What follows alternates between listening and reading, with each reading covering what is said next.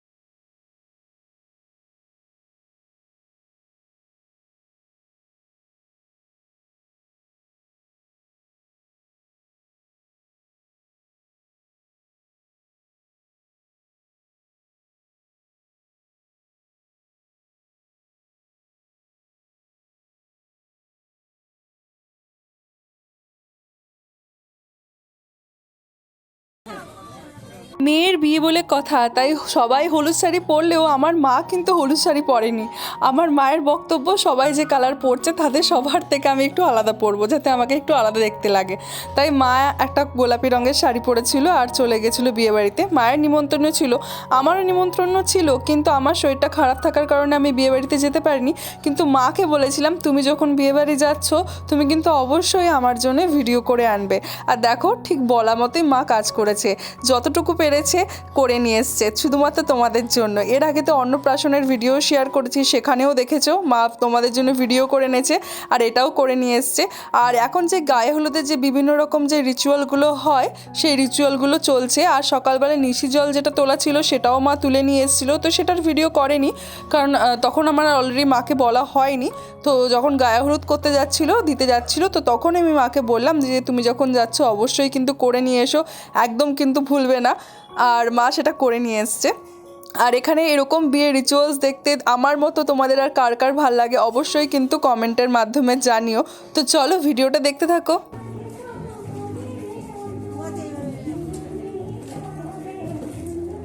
পানটাকে ভালো করে ছিঁড়ে কুচি কুচি কর।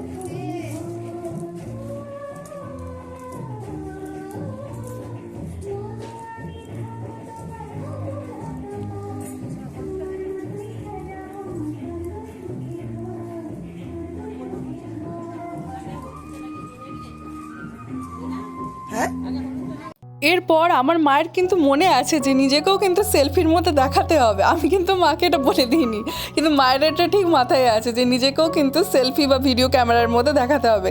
এখানে দেখতে পাচ্ছ মা উলু দিচ্ছে যথারীতি, যেহেতু বিয়ের রিচুয়ালসগুলো চলছে আর সেগুলোও করছে, উলুও দিচ্ছে আর সঙ্গে সঙ্গে ভিডিও করছে। বুঝতে পারছে না ঠিক কোন দিকে ফোনটা ঘোরালে ঠিক করে ভিডিও হবে, কিন্তু চেষ্টা করেছে।